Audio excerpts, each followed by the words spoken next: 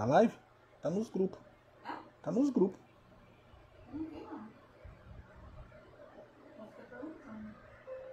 Qual grupo?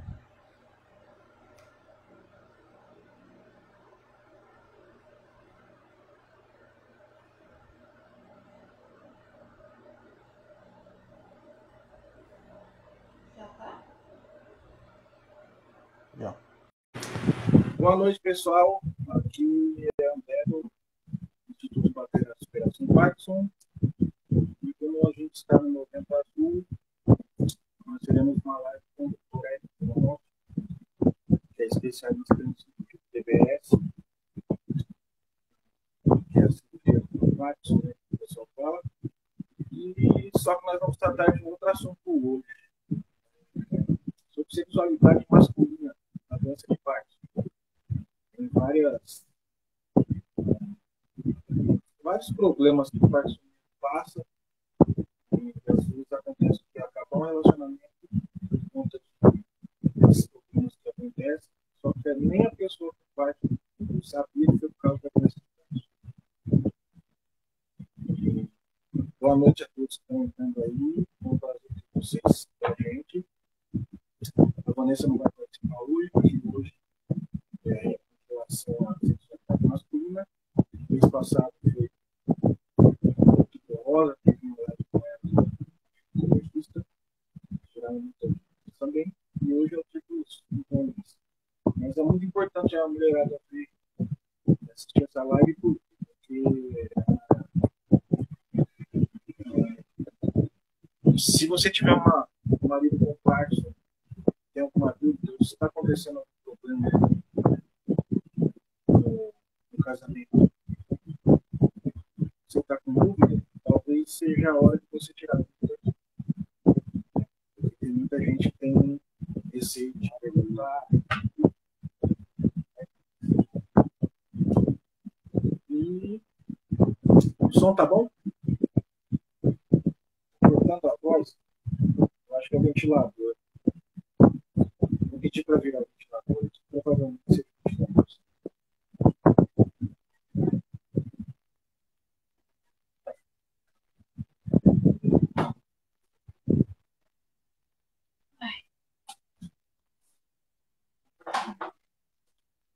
Melhorou?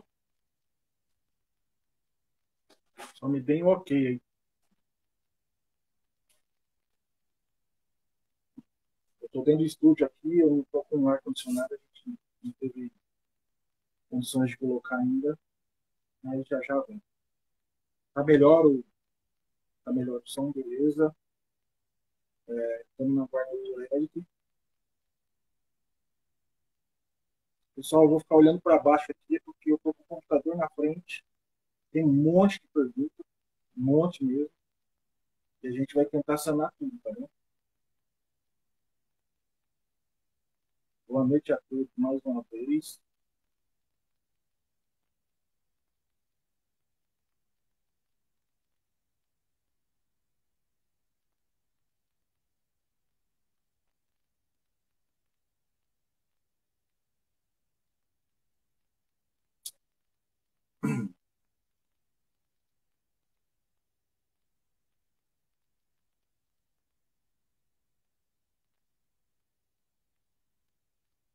Aguardando o doutor aí.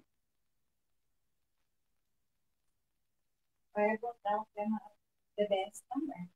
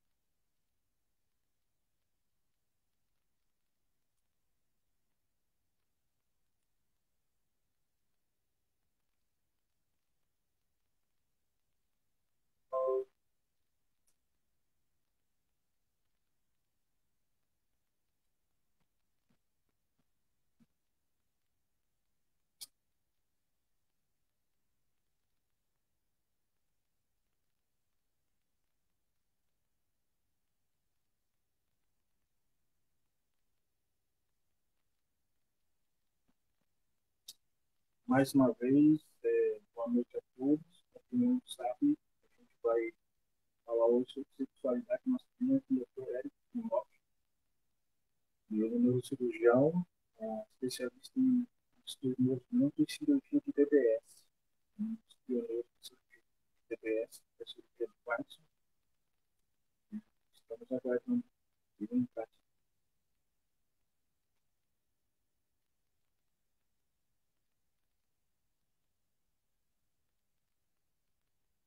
Pergunta quem está assistindo. Pessoal, só uma dúvida. Quais cidades vocês estão aí? Se puder colocar aí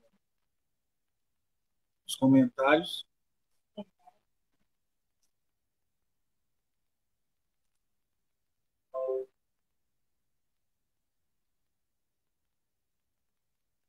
Para 14 pessoas aí já.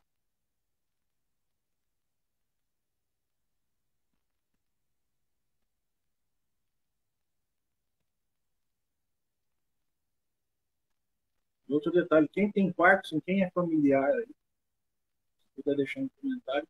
Rio de Janeiro, Maria Luísa, Caxias do Sul, Adriana, Itaquaquecetuba, São José dos Campos.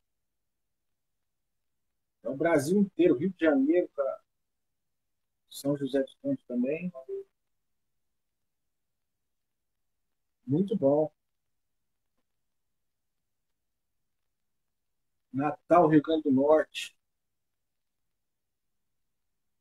Salatiel tem Parkinson, eu estou na aplicação desse dia. Seja bem-vindo. Distrito Federal. A Vanessa de Uberaba, ela está longe, né?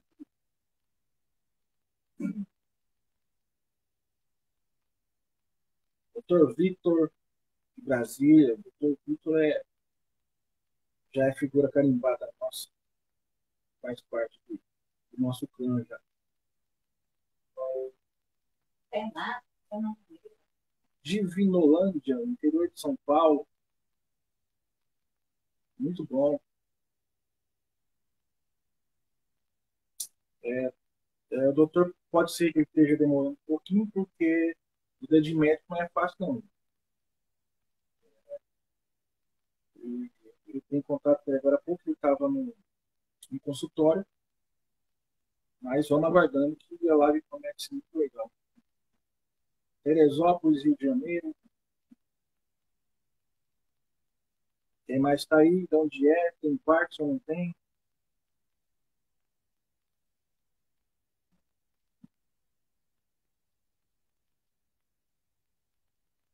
Para quem está entrando agora, a gente está fazendo uma live sobre sexualidade masculina, só que seria muito importante a mulherada também participar, porque é para tirar dúvidas sobre relacionamento, esses detalhes. Às vezes vocês estão no relacionamento com algum problema, com o marido, no caso, e aí vocês podem tirar dúvida aqui. André, a live não está abrindo pelo nosso. Mas não sei, às vezes é alguma configuração.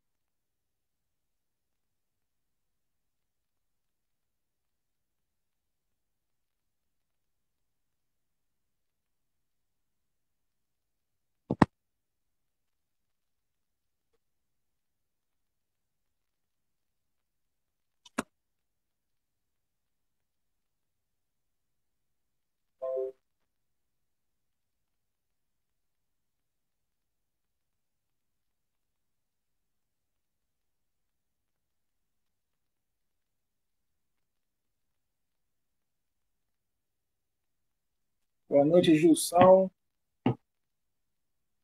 Leiton. Veio, viu? Não,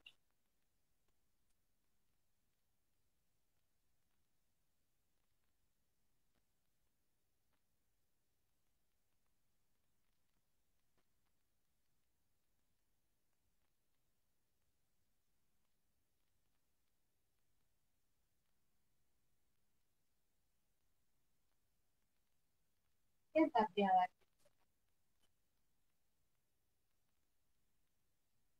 O pessoal tá, tá reclamando que não está conseguindo abrir a live no notebook. Vamos ver.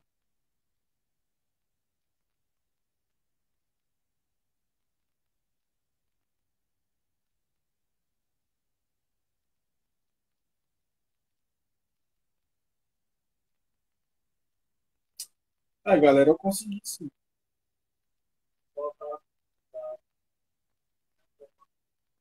Eu consegui no notebook, abrir o notebook sim. Só apertei no. Aí, ó, até apareceu, o André Bolinha entrou.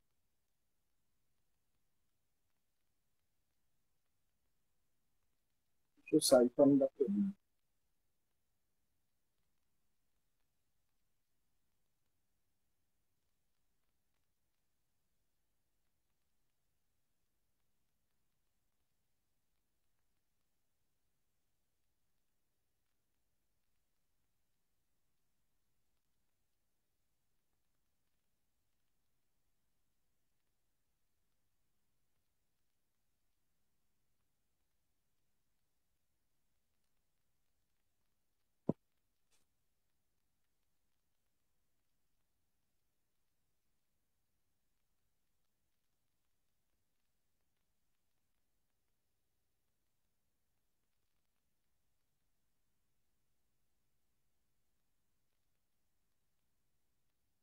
Pergunta aí para algumas pessoas deixar quem já fez DBS.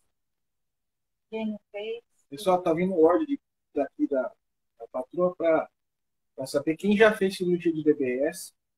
Se puder deixar aí, por favor. se alguém fez com o doutor Hélio, Se alguém já fez com o doutor Eric, tem aqui a Cristiana falando que já fez, com o doutor Eric também.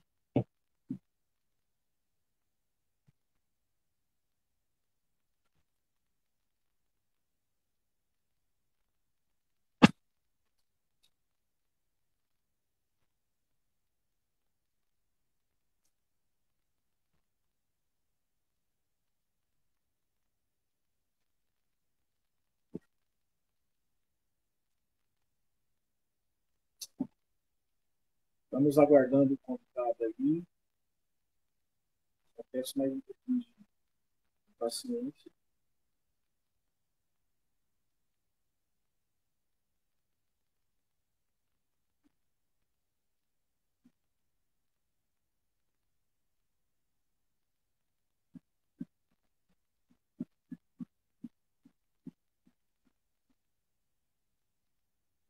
Maria Luísa está falando que já fez o DBS. E como é que você está hoje? Como estava antes? Como está hoje? Qualidade de vida, como é que está?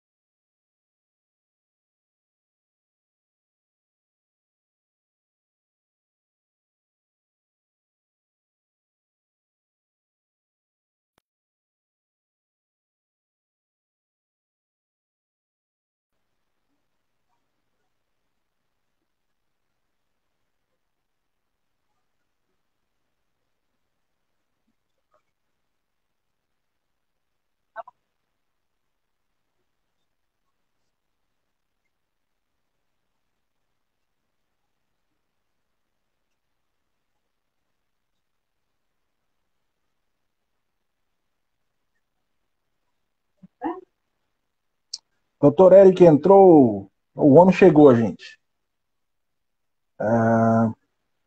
Ele vai aceitar. Ainda não.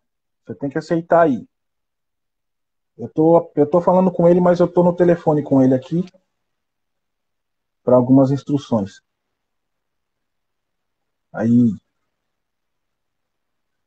doutor, é só o senhor aceitar um convite que eu mandei aí.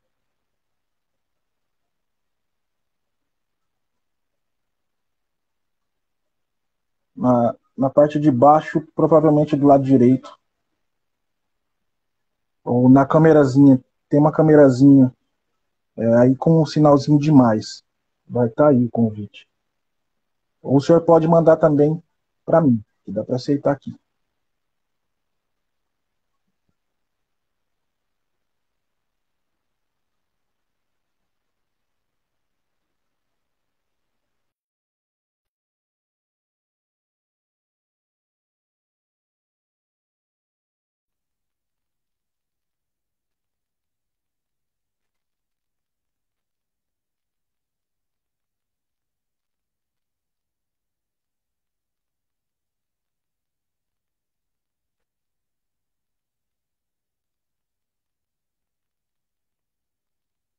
Boa noite, pessoal. Boa noite a todos novamente.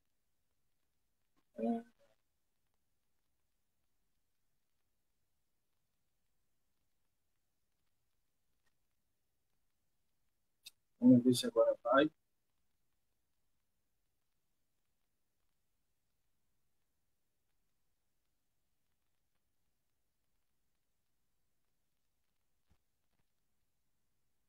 Boa noite, Vanessa. Quanto tempo? Como é que tá aí na parte de baixo do escuro? Quente, né? Aí, agora chegou a vaga. O Eric chamou aqui. Vou aceitar.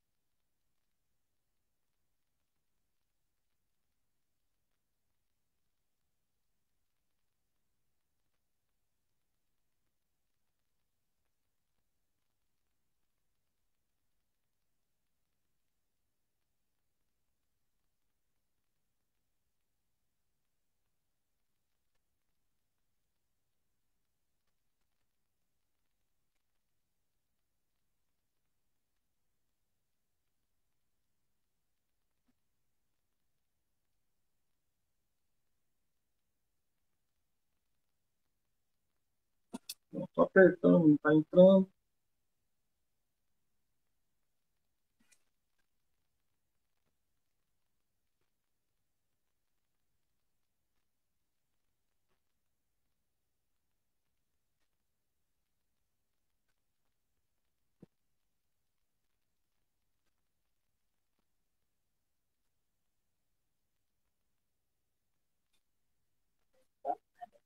Hum?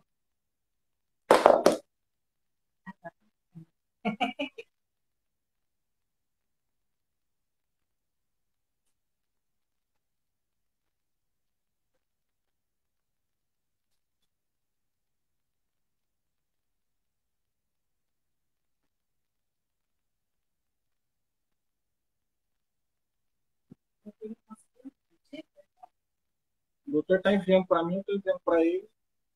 Estamos tentando. Eu entrei com você, chegou. Chegou. Tá, Opa, vamos lá. opa. Olá, vocês Olá, estão me boa vendo? noite. Não, Boa noite. Não. Ah, por que não? Ao vivo, câmera.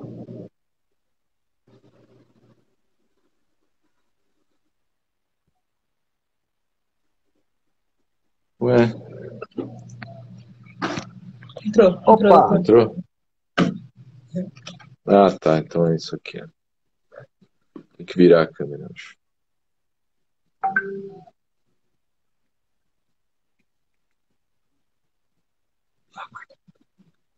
Não, eu tenho que virar a câmera. Ela tá lá na frente.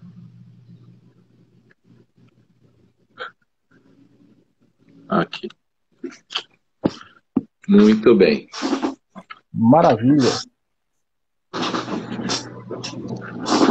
Muito bem. Vamos lá. Vamos ver como que eu posso ajudar vocês aí. Conversando e tirando as dúvidas e possibilidades aí de todos. Boa noite, doutor. É um prazer novamente ter o senhor com a gente aqui. E vai ser de uma grande valia essa live, porque tem muita gente perguntando. Muitas perguntas já deixaram anteriormente aqui. E lá vamos falar no mês de novembro, que está a conscientização da câncer de próstata e algumas outras doenças masculinas, né? Vamos falar sobre isso e provavelmente o pessoal tenha perguntado alguma coisa de DBS também, a gente entra no assunto também. Ah, tá ótimo. Tem problemas. Então vamos lá. Obrigado. Bom, eu que agradeço o convite novamente. O que eu puder ser útil para poder sanar dúvidas e o que, obviamente, a gente souber de respostas, eu estou à disposição. Isso é um tema bastante abrangente, né? A questão aí da sexualidade masculina no Parkinson e as alterações que eventualmente ocorram. Eu acho que esse tema é um tema bastante procurado, as pessoas sempre buscam, né, conhecimento a respeito. Nem todos os pacientes e as pessoas tocam no assunto, mas a gente sabe que não é incomum ocorrer, né, problemas dessa natureza. Então, acho que se a gente puder ser útil aí, esclarecer dúvidas, vai ser ótimo. Maravilha. Você chegou num ponto muito comum, eu acho, que as pessoas não falam é muita vergonha. O pessoal tem vergonha, às vezes a esposa está passando por alguma dificuldade ali, está vendo parceiro diferente e tal, não sabe se é por causa da doença, fica em dúvida se é doença, se a pessoa está com algum problema com ela mesma, entendeu? E por aí vai. E vamos lá então, doutor. Tem aqui algumas perguntas. Quais os principais aspectos negativos em relação à sexualidade na doença de Parkinson? Puxa, uma pergunta bem abrangente, né? Bom, na verdade, antes de a gente falar de doença de Parkinson em si, é importante a gente lembrar que ocorre principalmente em pessoas com mais idade, né? E alterações da sexualidade não são incomuns nessa faixa etária, né? Então, revendo aí alguns números, pessoas, né, homens com 50 anos, em geral, existem estatísticas que 50% dos homens têm alguma alteração nesse aspecto. Aos 60 anos, cerca de 60% dos homens têm alteração nesse aspecto. Isso sem se falar em doença de Parkinson. E daí por diante. Então, assim, não é algo incomum. É algo relativamente comum. Então, não é algo específico dos pacientes que têm Parkinson ter problemas dessa natureza. Aí, mais ou menos no caso de 50 anos acima. Exato. Enfim, antes também, mas é bem menos comum. Mas, de qualquer maneira, a doença de Parkinson em si requer chama atenção para algumas questões, também são importantes. Como todos sabem, a pessoa com Parkinson tem menos dopamina que o normal. E a dopamina está relacionada, né? Ela veicula, ela facilita, ela participa de diversos comportamentos, incluindo o comportamento sexual. Então, existem alterações para aquelas pessoas que estão com a dopamina baixa ou estão com a doença menos controlada. Em geral, existem alterações, antes de se falar em questão de disfunção erétil ou algo assim, existem alterações da libido. Então, ou seja, as pessoas que têm a doença controlada ou insatisfatoriamente controlada, os sintomas abaixo, né, do que se esperaria, ou seja, mais sintomas e menos controle, ou seja, com a terapia abaixo do que se esperaria, terapia insuficiente, tendem a ter redução da libido. Ao mesmo tempo, também é algo muito, muito comum ocorrência de sintomas depressivos, que também interferem diretamente nessa questão, também reduzem a libido. Então, talvez as alterações mais comuns em relação à libido no Parkinson seria uma redução da libido, então a redução do apetite sexual. Com isso, a pessoa acaba não procurando, não tendo, não facilitando a relação sexual, etc. E com isso, enfim, ao longo do tempo, existe uma maior dificuldade. Por outro lado, existe também o outro extremo, um extremo que é exatamente o contrário, ou seja, dependendo do tipo de medicação ou algumas disfunções que são presentes na doença de Parkinson também, a pessoa fica com a libido aumentada, fica tendo uma disfunção além do normal, ou seja, uma alteração que predispõe aí a uma procura maior do que o normal. Isso também pode causar dificuldades, né? Então, existem os chamados transtornos de controle do impulso, ou seja, a pessoa fica muito impulsiva. Isso pode ser ocasionado ou piorado por algumas medicações, né, dopaminérgicas. E, ao mesmo tempo, podem ocorrer as chamadas compulsões, que existem as mais variadas, né? Compulsão de compra, compulsão por jogo e, eventualmente, compulsão sexual também. Então, apesar do espectro, né, ser bastante amplo e o mais comum ser uma redução da libido, existe o outro extremo, quando eventualmente algumas pessoas têm um aumento, né, da libido, e isso também é disfuncional, não é algo esperado. Certo. Muito bom. O senhor respondeu algumas perguntas já dentro de uma só. Vamos lá. E em relação à próstata, doutor, um homem com Parkinson pode ter algum sintoma em relação à próstata ao qual seja causado pela doença?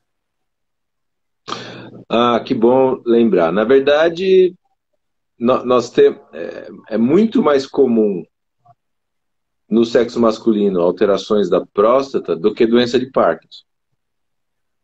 Então, talvez seja uma das alterações mais comuns no sexo masculino, alterações na próstata. Seja ela hiperplasia, né, aumento prostático benigno, né, só um aumento, seja eventualmente uma neoplasia, um tumor. A alteração, a hiperplasia, o aumento da próstata benigno, é bem mais comum, felizmente, bem mais comum do que tumores. A próstata, lembrar um pouquinho da anatomia, né? Então existe a bexiga e a próstata é a primeira parte na saída da bexiga, é a primeira parte da uretra. Então ela dá a volta, ela forma o canal da urina, é a primeira parte além da bexiga. Então, se a próstata está aumentada, o canal por onde passa a urina, em geral está diminuído. Isso se confunde com algumas alterações que ocorrem na doença de Parkinson.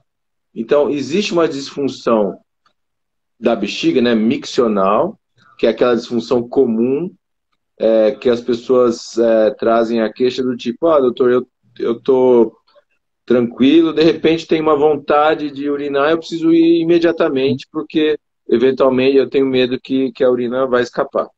Então isso é algo que ocorre, é algo específico do Parkinson, mas como uma doença não protege para outra, a pessoa também pode ter alteração da próstata, um aumento prostático. Então as duas coisas se confundem.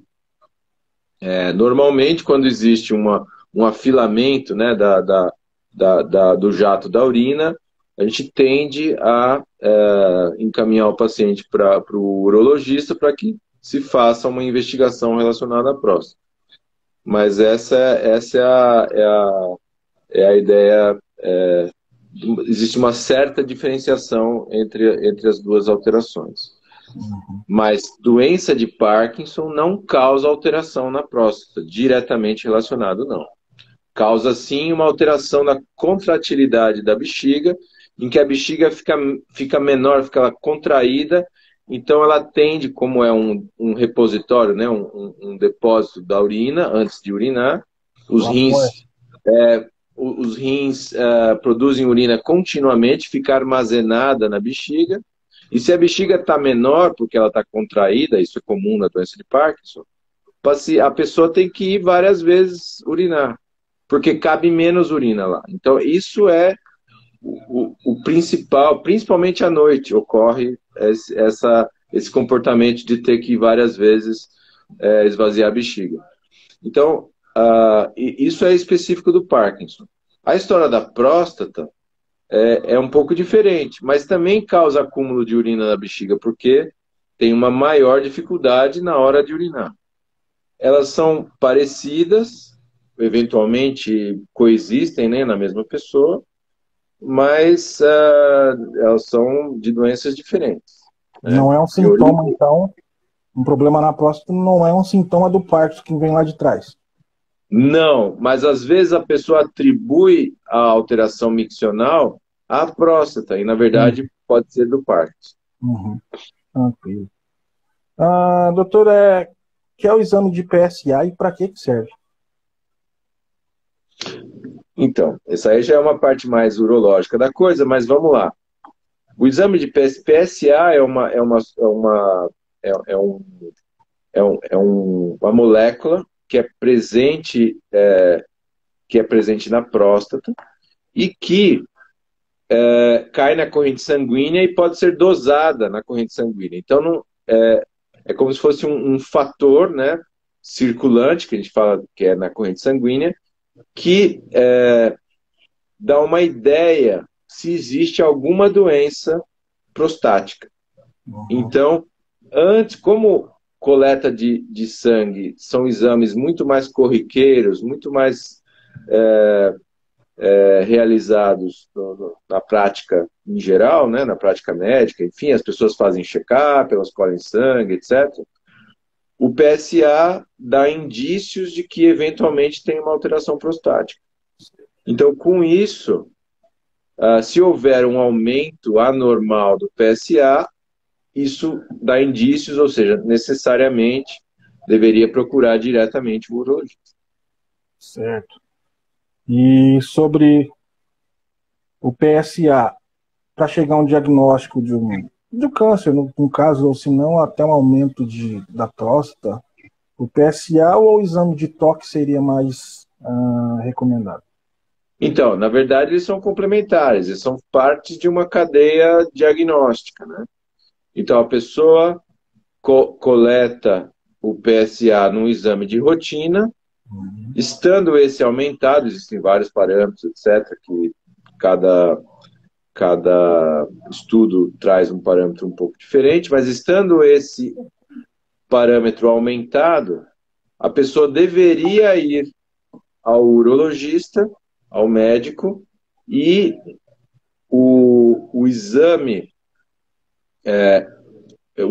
clínico do urologista contém o toque. Então, as coisas são complementares, é uma cadeia diagnóstica. Então, existe o toque, existe o PSA, o toque, a ultrassonografia e daí por diante.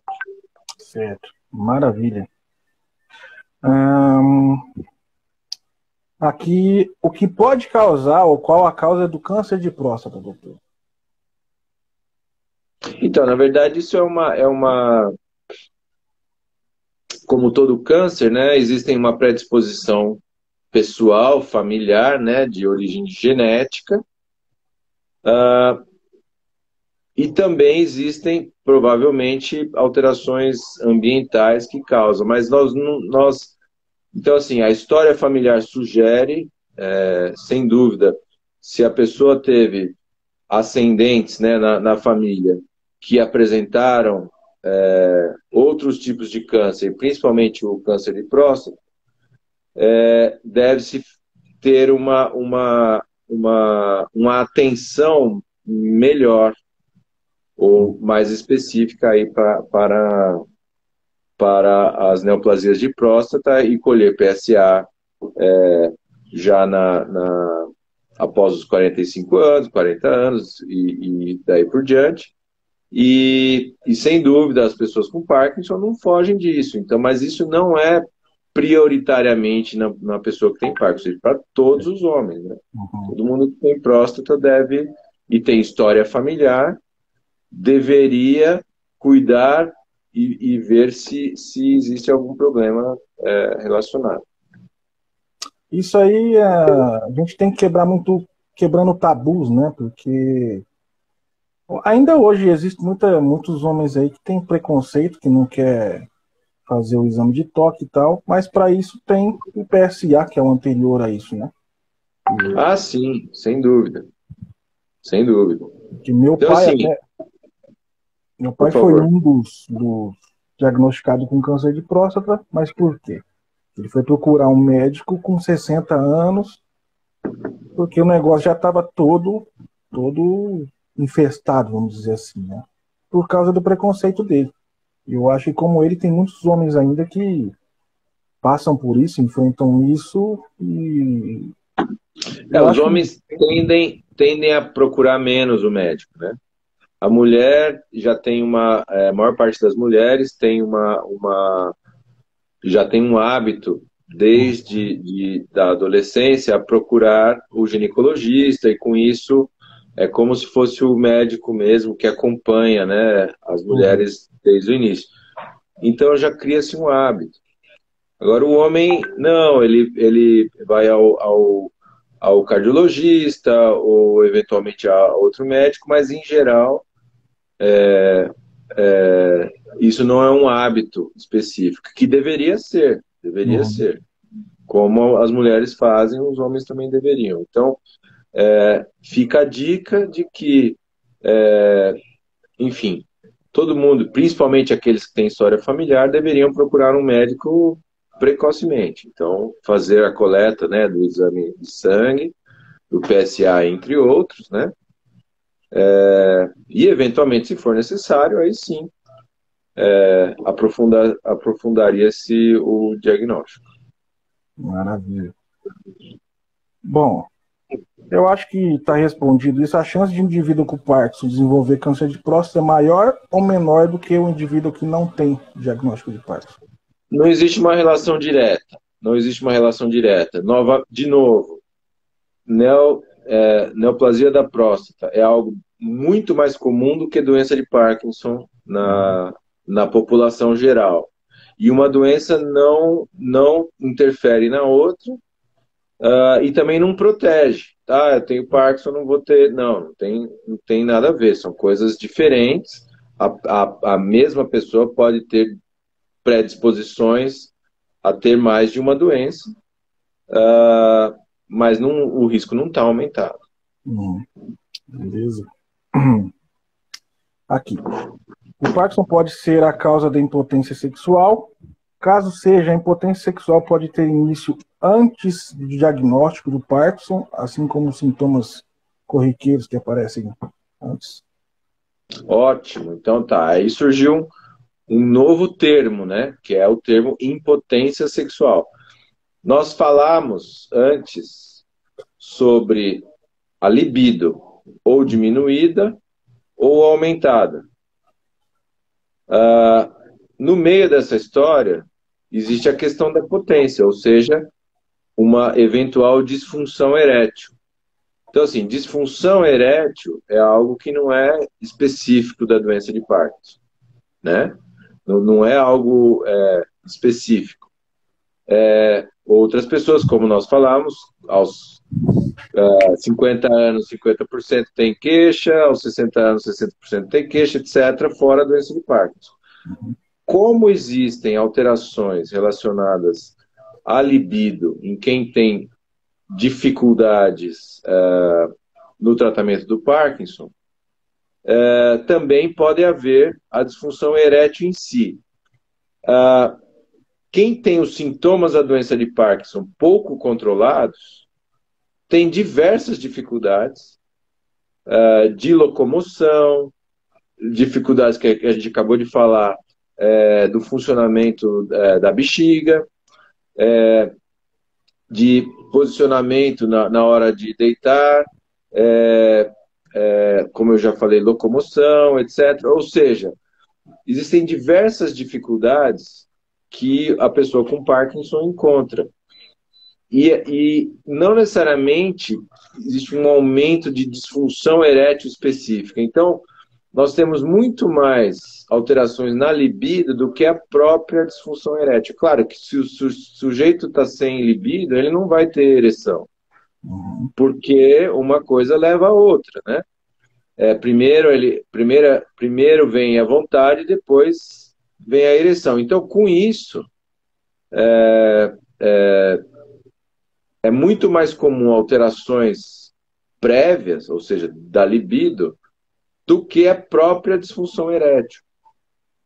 Apesar de também ocorrer em doença de Parkinson, ela não é predominante ou específica de quem tem Parkinson. Isso é algo relativamente comum na população geral. Então, quando a libido está normal, nem diminuída e nem aumentada, está normal, e mesmo assim existe a queixa de disfunção erétil, aí sim nós encaminhamos para avaliação específica do urologista, porque existem diversas causas. Então, não é algo específico do Parkinson. É mito também isso. Dizem. Sim. Maravilha. Desvendando muita coisa aqui. Aqui, ó. Qual a diferença entre perda de libido e a impotência? Perfeito, é o que a gente acabou de falar. Perda de libido é a falta de interesse, a falta de vontade, né? O interesse sexual. Então o sujeito não chama atenção, ele não procura, ele não tem vontade. Então isso é perda de libido. A disfunção erétil ou impotência é a dificuldade em ter ereção. No contrário. caso, a gente pode ter até vontade, mas aí não funciona direito. É isso. Exato. E isso é que não é específico do Parkinson. Entendi. Certo?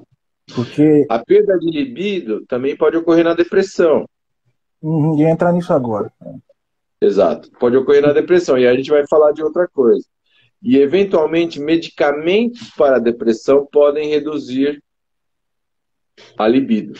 Então, isso é algo que a gente também tem que comentar. Apesar de ser importante, né, o tratamento de depressão com antidepressivos, alguns antidepressivos podem causar a redução da libido. Então, isso é algo que também deve fazer parte de uma consulta com um médico neurologista, ou mesmo quando encaminhado para o urologista, etc. Então, no acompanhamento geral, se a pessoa está com dificuldade, com problemas de libido, e está usando antidepressivo, e hoje em dia, felizmente, existe uma miríade aí de tipos de antidepressivo, é possível fazer trocas específicas, e se a pessoa tiver uma queixa desse tipo. Isso atualmente é algo totalmente possível. Certo. Então, como dizem os relatos e até os artigos que a gente, pelo menos eu leio por aí, dizem que a depressão é um sintoma do Parkinson. E acho que então é por isso que tem a correlação entre depressão e ou a perda de libido, ou perda de a impotência sexual, é a depressão mesmo que é mais o causador, então, não o Parkinson, né? Então vamos lá. Tudo tem, né? Então, existem pessoas que têm depressão, mas não têm Parkinson. Existe a depressão maior, a alteração, e as pessoas também têm alteração de libido por conta da depressão. Entre outros sintomas. Estamos falando especificamente disso. A depressão é algo extremamente comum em quem tem Parkinson. Ela tem certas características no Parkinson que são um pouco diferentes da depressão maior. Isso a gente pode ser, inclusive, no futuro, motivo de uma live específica para isso, porque é importante. E nos pacientes com Parkinson, depressão é extremamente comum. Chega até 40% dos pacientes com Parkinson ter depressão em algum momento da vida. E, eventualmente, os sintomas depressivos precedem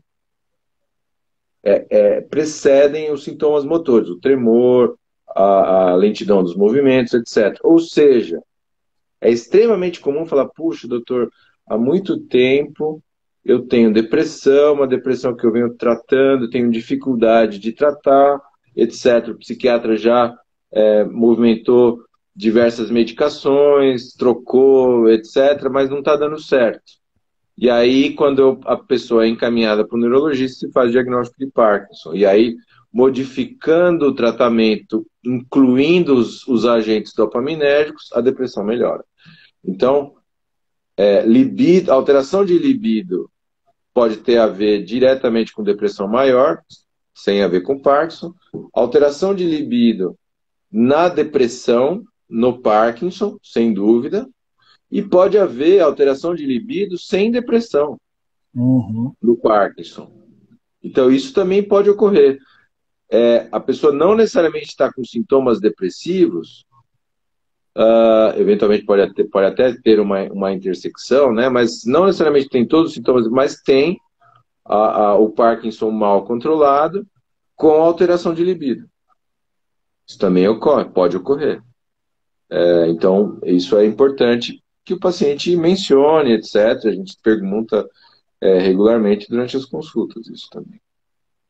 A Ione está perguntando, medicamentos para o Parkinson podem causar impotência? Em geral, não. Em geral, não. Na verdade, é o contrário. Eles corrigem a alteração da libido. Eles corrigem para a normalidade a alteração da libido. Então, em geral, é o contrário. Eles, em geral, não causam. Os agentes parkinsonianos, antiparkinsonianos, né, as medicações específicas do Parkinson, em geral, não causam. Quem pode causar são alguns antidepressivos, que eventualmente nós utilizamos em conjunto, que não é um tratamento adjacente ao tratamento do Parkinson. E como nós falamos no início da live, também pode ocorrer um aumento da libido, então uma correção, uma hipercorreção. O sujeito começar a tomar medicação e passar do ponto, ficar hipersexualizado. Isso também existe, e isso sim estaria relacionado a medicações dopaminérgicas. Não tem um grau aí maior ou menor entre pramipexol ou levodopa? Sim, existe. Apesar da hipersexualidade poder ser causado por ambos, em geral, ela é mais comum em pessoas que estão utilizando os agonistas, né? O pramipexol e outros que atualmente a gente não tem. Tem o adesivo também, que é um agonista, mas esse é menos problemático do que o pramipexol. E acho que esses são basicamente os dois agonistas em uso corrente no Brasil. É a rotigotina e pramipexol, no caso, né? Exato. Rotigotina e pramipexol. Existem outros, mas no mercado brasileiro é o que nós utilizamos. Certo.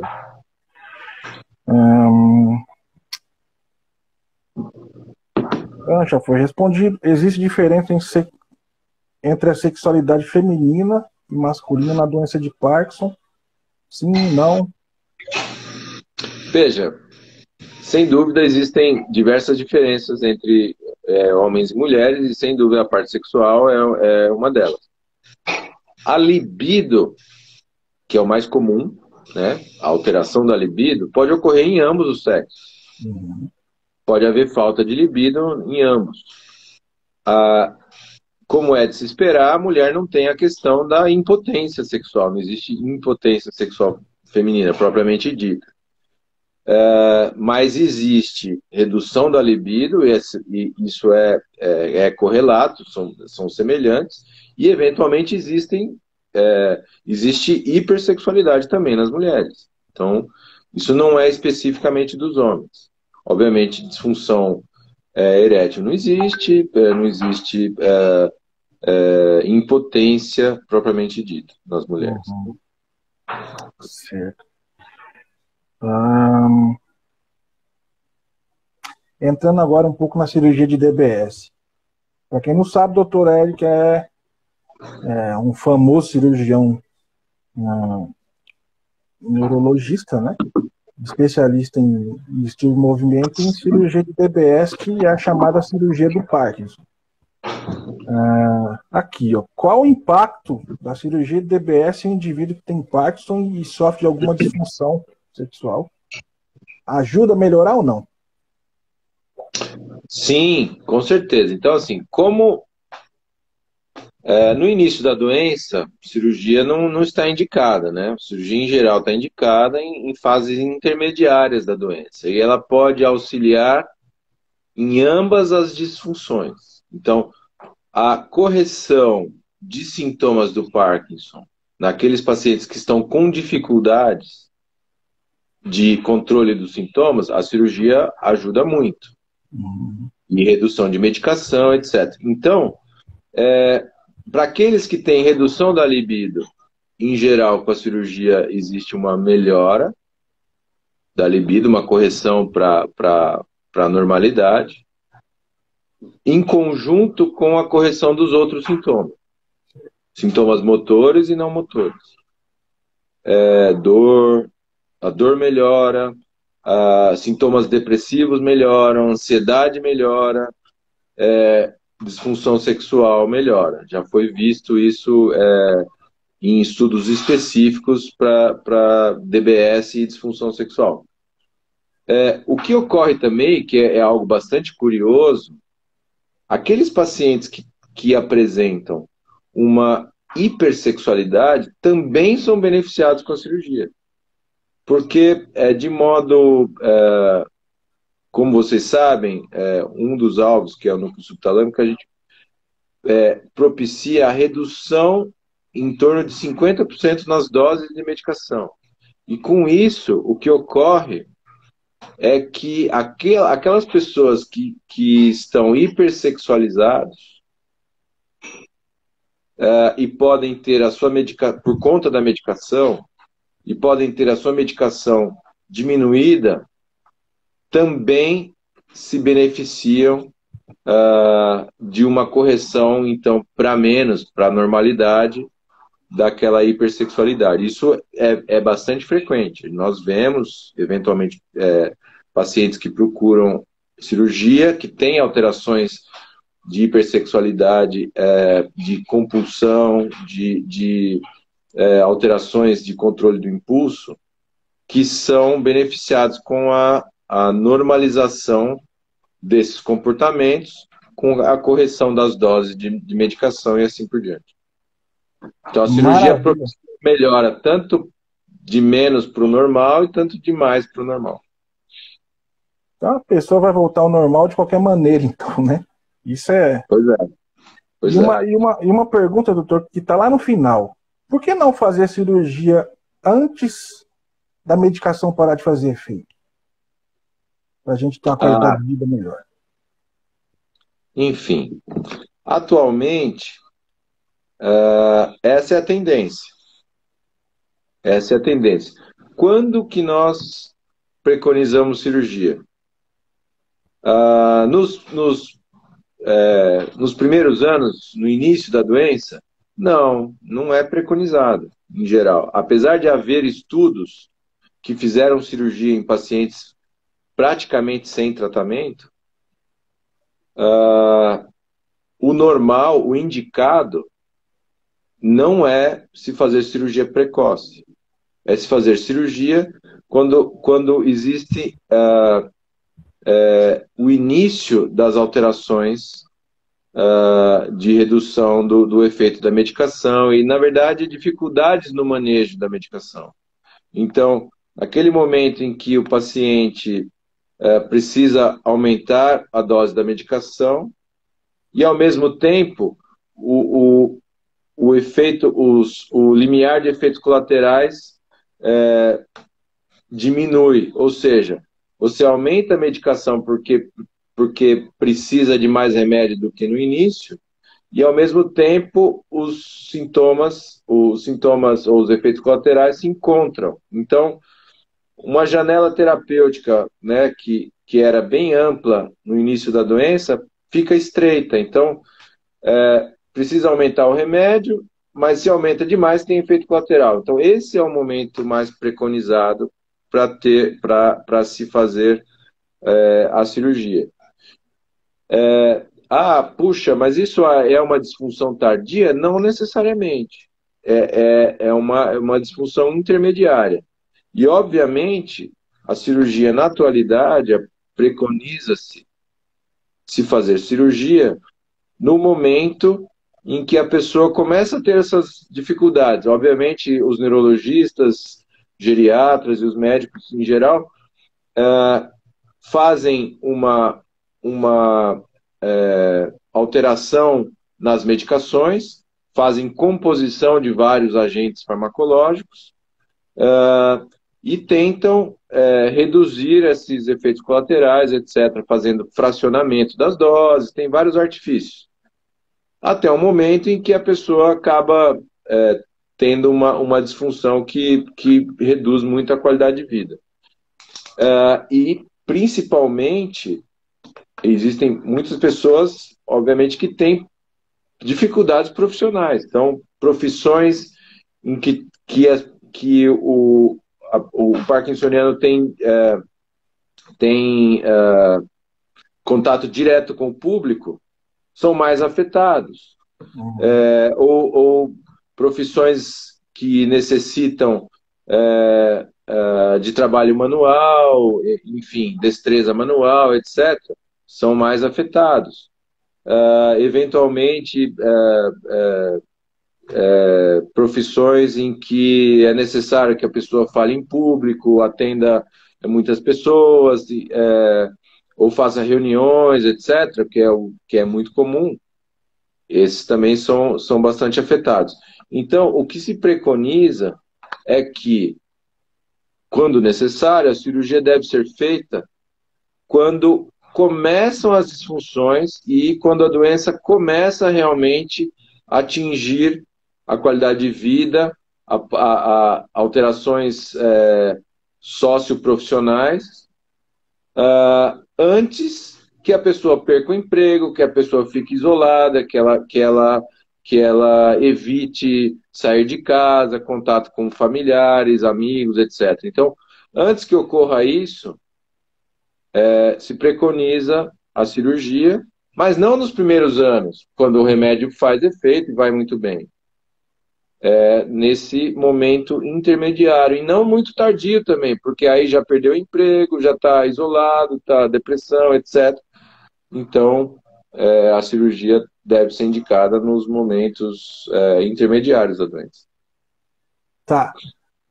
Eu tenho lido bastante, sempre li, sempre procurei medicação, me informar sobre medicação.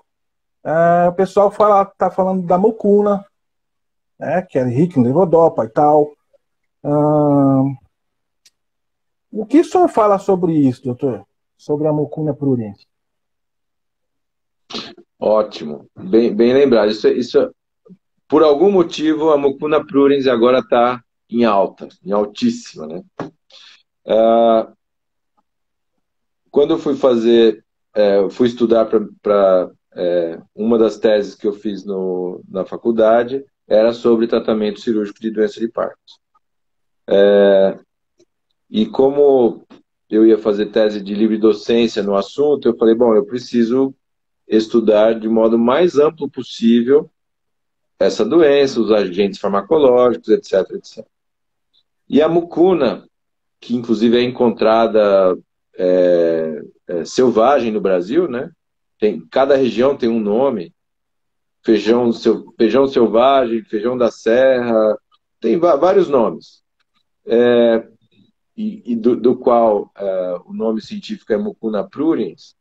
Ela é uma das fontes de levodopa. Então, é uma das fontes, uma das plantas que são utilizadas para extração e refino da levodopa. Então você fala, puxa, mas eu como ser humano, gosto muito de coisas naturais, etc. Por que eu vou tomar levodopa ao invés de tomar mucuna, que é algo natural? Por que eu deveria tomar um e não o outro e vice-versa? Como vocês sabem, a substância como encontrada na natureza, ela está na planta, existe uma concentração baixa de levodopa. Então ela precisa ser refinada e acondicionada em pequenos comprimidos. Então, puxa, mas qual a diferença? Na verdade, a levodopa em si é a própria mucuna refinada e acondicionada em dragas, em comprimidos, dos quais a gente sabe quanto tem. Então, porque, imagine, como isso está distribuído numa planta e a planta em si, as cápsulas, não são a própria planta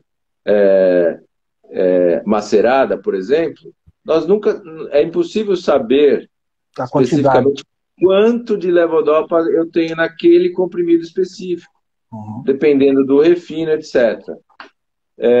Então, assim, não há uma contrariedade, é a mesma substância, só que uma você não tem ideia de quanto tem, então ela não dá para nós montarmos um tratamento específico para uma pessoa, né, num grau intermediário, avançado, etc., da doença de Parkinson, e imaginar que aquilo vai ser igualmente efetivo, ou eventualmente reprodutível. Se eu tomar um comprimido vai acontecer isso.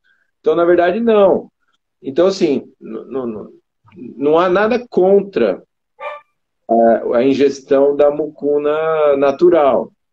Só que o efeito dela tende a ser muito menor, porque a quantidade é muito menor, e ao mesmo tempo não dá para saber quanto tem ali. Então, ela não é reprodutível, você não consegue predizer o efeito específico. Maravilha. Doutor, eu tenho uma pergunta minha. Eu pergunto sempre para neurologistas e não respondem, modifico o assunto e pronto. O Prolopa, são duas substâncias. A levodopa e a benserazida. Estou falando que a levodopa, vamos dizer que seria natural, a mucuna é rica em levodopa, certo? Dizem que o Parkinson ele não evolui, os efeitos colaterais aí são do medicamento que vai piorando ou que vai dar discinesia e tudo. É por causa do medicamento, certo? Certo. Certo. A levodopa, sim, a levodopa é que causa o efeito colateral. É a Mas vamos lá. levodopa ou é a benserazida, não? Não, a levodopa, a levodopa. A Então vamos benserazida lá. por bater lá na. Eu sei que ultrapassa a alfa-sinucleína e tal. Não dá Não, nenhum não, ó. impacto. Benzerazida é o seguinte. Hum, A levodopa, como que a gente ingere? Via oral, sim. certo? A via oral, ela é absorvida no intestino, no estômago, intestino, no início, né, do intestino, cai na corrente sanguínea,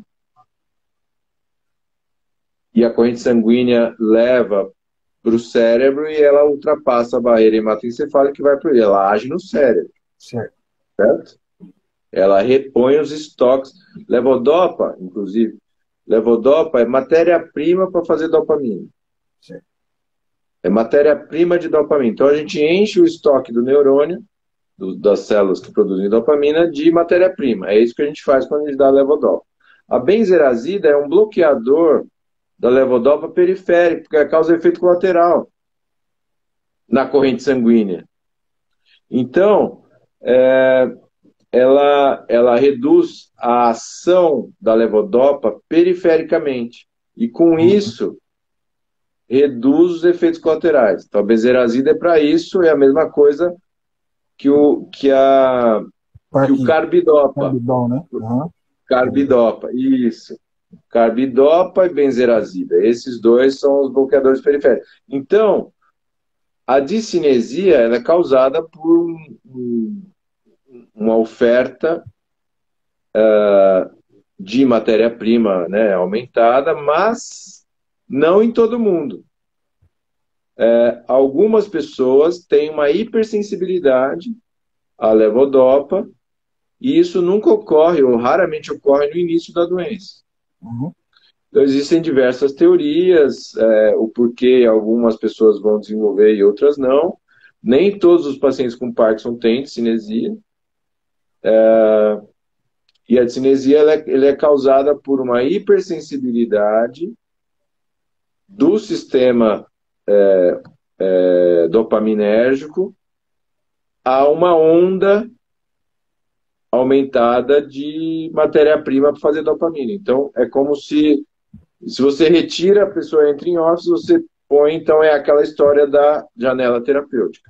Então, a levodopa causa discinesia em algumas pessoas. Fala assim, puxa, mas se eu tomar levodopa vai fazer com que eu tenha discinesia inexoravelmente? Não necessariamente. Tem pessoas que nunca vão apresentar. É o que dizem, né? Cada Parkinson é um Parkinson, cada caso é um caso, e o Com organismo certeza. de cada um. Nós somos parecidos, mas não iguais. E isso é comum para o sistema nervoso também, claro. Com Pessoal, certeza. fica a explicação do doutor sobre isso daí. Um monte de gente perguntou sobre a mucuna e essas diferenças, entendeu? A mucuna não vai substituir o Prolopa, certo? E também não é todo mundo que vai ter a discinesia. Nem todo mundo vai ficar igual boneco de posto. Todo mundo fica vendo YouTube aí, o pessoal todo torto aí, pulando, mas nem todo mundo é assim. Tem gente também, pelo que eu vejo falar, e muitos casos aí, que abusam do uso do Prolopa. Isso tem Existe isso também. Tem pessoas que têm um bem-estar. Quer dizer, bem-estar existe porque melhora dos sintomas, isso é aceitável. Mas o uso recreativo da levodopa, em algumas pessoas, é disfuncional. Além da necessidade do controle dos sintomas motores. Então, isso é que é importante. Existe uma chamada síndrome de desregulação dopaminérgica. A pessoa é levada a tomar uma dose a mais de levodopa, uma dose exacerbada, uma dose além daquela que ela precisa para ter controle dos sintomas motores. Certo. Muito bom, pessoal. é uma grande explicação que está tendo aí, porque o que a gente vê de gente falando, ou com medo, né? Tem um diagnóstico, mesmo não sendo precoce, tendo diagnóstico de doença de Parkinson, fala, mas eu vou virar boneco de posto. Não é assim, não é todo mundo, e como o doutor falou, nem todo mundo vai ter a tão trágica de cinesia, porque o que a gente tem medo é disso. Não é nem nos momentos off que está travado, é mais da cinesia mesmo, né? Enfim, na verdade, é conflituoso isso. É conflituoso. Se você perguntar para uma pessoa que tem. Não estou dizendo que cinesia é algo tranquilo, nada disso. Mas, em geral, as pessoas que têm cinesia e têm o off, ela tem um bem-estar maior, mesmo com cinesia, do que em off. Então, ela se incomoda muito mais com o off profundo, grave, do que com a cinesia. Claro, se der para não ter nenhum dos dois, melhor. Uhum. Enquanto que as pessoas que estão à volta de quem tem cinesia ficam muito mais incomodadas com quem tem cinesia do que quem tem off. Eu acho Então, que esse é o detalhe. É a sociedade que deve entrar na imaginação ou no pensamento ou no meu e as pensamento, vamos pessoas dizer. mal interpretam a cinesia por completo desconhecimento. Uhum. Então, se você vira alguém com cinesia induzida por dopa, o último diagnóstico que as pessoas vão pensar é doença de Parkinson. Enfim, Exatamente. histórias e mais histórias de pacientes que foram abordados, enfim, lá, e que, por preconceito, ideias absurdas do que estava acontecendo, na verdade a pessoa estava com cinesia induzida por dopa. E tem mais, a pessoa está totalmente consciente e nas faculdades mentais normais. Isso é muito importante. O que se imagina é falar, puxa, aquela pessoa, o que está acontecendo? Ela deve estar fora Aham. do normal. Não, na verdade, ela só não está conseguindo, ela tem movimentos exacerbados. Mas a cabeça está funcionando perfeitamente, em geral. Então, assim, a discinesia ela é problemática, sem dúvida. Mas as pessoas se incomodam. Existe um mal-estar muito maior do que eu vejo dos pacientes, isso é diário, eles todos confirmam. Existe um mal-estar muito maior em off do que com cinesia. E a cirurgia veio para reduzir isso. Então, a pessoa pode ter controle dos sintomas e ficar sem cinesia. Então, esses são os pacientes que se beneficiam de cirurgia. Sem dúvida. Bom. Agora sobre. Eu estava com o computador aqui, acabou a bateria. Eu estou lembrando de alguma pergunta que tinha.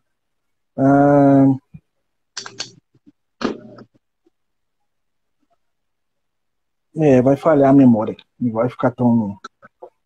Mas.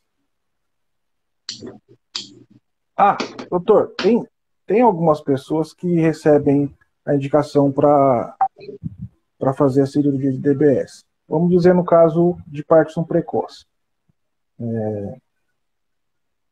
Só que nesse determinado momento que ela recebeu a indicação, ela não está fazendo exercício e tudo, não está não tomando o medicamento certo, mas não está fazendo exercício, não está fazendo o que a gente sabe que pode retardar a progressão da doença. Essa pessoa que foi indicada, se nesse tempo, vamos dizer, 2 ou 3 meses, ela começou a fazer esse exercício ou essa atividade física e for beneficiada, melhorar os sintomas e tudo, ela pode precar e não fazer cirurgia ou passar por uma reavaliação? O que você me fala disso? Porque tem muita gente que está com cirurgia marcada, já melhorou muito e fica em cima do muro. O que eu faço? Entendi. Então, na verdade, uma coisa não exclui a outra, né? Nunca é tarde para se iniciar atividade física. Então, a partir do momento que a pessoa sabe que precisa fazer atividade física, deve-se fazer. Porque existe um bem-estar, né? A pessoa tendo uma condição física melhor, ela vai estar acima das suas necessidades diárias, né, físicas. Uhum. Então, isso causa um bem-estar. Então, eu preciso subir uma escada, eu preciso subir uma ladeira, eu preciso pegar uma caixa pesada, né? Então, se eu tiver uma condição física melhor, eu não vou ter disfunção. Se eu tiver uma condição física melhor, eu vou ter bem-estar, porque as minhas possibilidades estão além das minhas necessidades. Certo? Então, essa diferença aqui, muito provavelmente, vai se reverter em bem-estar. Ok. O que é a cirurgia? Como as pessoas devem entender a cirurgia? Assim como devem entender a medicação. Medicação e cirurgia são tratamentos sintomáticos. Reduzem os sintomas. No caso da cirurgia, reduz a dificuldade do manejo com as medicações. Reduz a dose das medicações. Fundamentalmente, o que ocorre? Deixa a pessoa num patamar melhor de bem-estar, sim. Mas, principalmente, o que deve ser entendido é que tanto cirurgia quanto medicação, as duas coisas, são uma preparação para a reabilitação. Então, a reabilitação sempre está indicada. Para quê? Para a gente ter o bem-estar. Ah, puxa, doutor, mas eu não consigo. Olha, doutor, eu tenho uma hernia de disco, eu tenho uma dor tremenda quando eu tento andar, etc. Hoje mesmo vi um paciente reclamando disso. Pois não, vamos resolver essa questão, retirar a dor para que o senhor faça atividade física. Ou seja, uma facilitação para a reabilitação. Existem pessoas no início da doença que, sem tomar medicação, podem controlar muito bem os sintomas até um certo ponto. Uhum. Sem remédio e com atividade física regrada? Existem. Existem porque eu já vi isso muitas vezes. Até um certo ponto. Depois é necessária medicação. Se ele tomar o remédio, vai melhorar mais ainda? Vai. As duas coisas são sinérgicas. Então, quem tem, enfim, cirurgia marcada, etc., deve, quanto antes, fazer atividade física. Quem não tem cirurgia marcada deve, quanto antes, fazer atividade física também. Por quê? Porque isso vai trazer bem-estar associado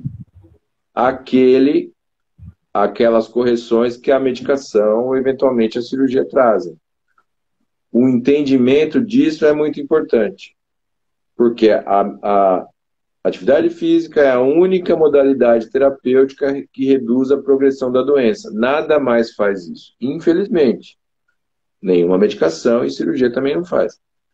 Até o momento isso não foi provado. Então, as coisas são complementares. Elas não são excludentes. Então, se você resolve para fazer cirurgia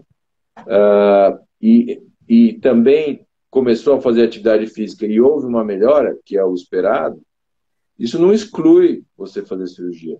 Certo. Mas também, em geral, ele não vai reduzir aquelas dificuldades no manejo da medicação. O que ocorre, às vezes, é que algumas cirurgias são indicadas muito precocemente. E, na verdade, a pessoa devia estar fazendo atividade física, ponto, e medicação. Isso Certo. ia resolver o problema. Não precisa Isso é fazer culpa cirurgia. da pessoa. Muitas vezes, culpa da pessoa não fazer. Enfim, exato.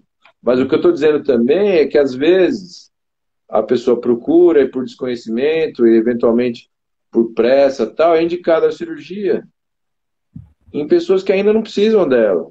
Certo. Então, isso também é importante. Uhum. Água para quem está com sede, né? Então, para quem não está com sede, não precisa tomar água. Então, a ideia é que cada coisa no seu tempo. Porque nem todos vão precisar de cirurgia. Isso é importante também. eu acompanho inúmeros, sei lá, dezenas, eu diria até várias centenas de pacientes há vários anos que não tem indicação de cirurgia, não vai fazer. Agora, puxa, hoje mesmo vi um senhor que eu acompanho há vários anos e agora houve uma... Puxa, doutor, estou com dificuldade, comecei a ter discinesia, precisei reduzir a medicação e agora estou em off. Se eu aumento o remédio, eu fico com discinesia, se eu reduzo o remédio, eu fico fico em off. Ou seja, esse sim tem indicação de cirurgia expressa. Não é nenhum grau super avançado, mas também não é precoce. Existem outras indicações também que a gente já discutiu. Sim. Mas é por aí. Cada coisa no seu tempo. Bom, eu acho que deu para tirar dúvida de muita gente, minha esclareceu muita coisa. Eu tinha só na minha cabeça, ninguém respondia, mas graças ao doutor eu tive resposta agora. E já faz 1h05 que a gente está na live com o doutor. Eu acho que o doutor tem que dar assistência para a família agora e fazer as coisas que tem que fazer. Né? Voltar para casa, porque não deu tempo de sair do consultório, estou aqui ainda. Doutor, mais uma vez a gente agradece muito, muito, muito essa oportunidade que o senhor deu para esclarecer muita coisa aqui, tá? E eu não tenho palavras para agradecer o que o senhor tem feito aí, a todas as, vamos dizer, todas as dúvidas ou todos os a mão na roda que o senhor está sendo para a gente, entendeu? Que bom, muito obrigado. Para mim é um prazer e, obviamente, poder esclarecer e poder trazer informações, né, com tranquilidade, sem correria, e realmente é algo que para nós é uma satisfação muito grande. Eu agradeço pelo convite. Gostaria de estar com vocês mais frequentemente, mas a nossa rotina aqui é bem atribulada. Já não é de hoje que a gente vem, que vocês vêm nos convidando aqui para participar, etc. Mas que bom, dessa vez deu certo. E no futuro, fiquem à vontade, se houver interesse de novo, estaremos por aí. Tá bom? Tá Um certo, abraço doutor. a todos, boa noite e vamos todo mundo, os homens aí se protegendo e fazendo acompanhamento por alterações da próstata, etc. As mulheres fazendo acompanhamento ginecológico, né, e de mama, ambos são importantes, são as neoplasias das mais importantes, né, tanto do lado dos homens quanto das mulheres, e é importante que o tratamento de câncer em geral, fora a história da doença de Parkinson, faz muita diferença se a gente consegue fazer diagnóstico precoce. Então, é muito importante que as pessoas façam acompanhamento e possam ser curadas com uma doença menos complicada, no caso do câncer. E doutor, no futuro, quem sabe, teremos a cura do Parkinson, mas ainda não existe, infelizmente. Doutor, onde encontra a clínica em São Paulo? Então, temos clínica em São Paulo, temos consultório aqui na Avenida Paulista, logo ao lado do MASP. Facilmente conseguem os contatos nossos aí nas redes e também no site, né? Tem um site que tem conteúdo aí para todos. Que correntemente eu agradeço muito que vocês têm veiculado também informações nossas aí, e é importante, né, que, enfim, espalhem aí as informações e para todos que precisam dela, né? São informações, sem dúvida, podem ter, não precisam ter receio nenhum, as informações são bem cuidadas, são de qualidade.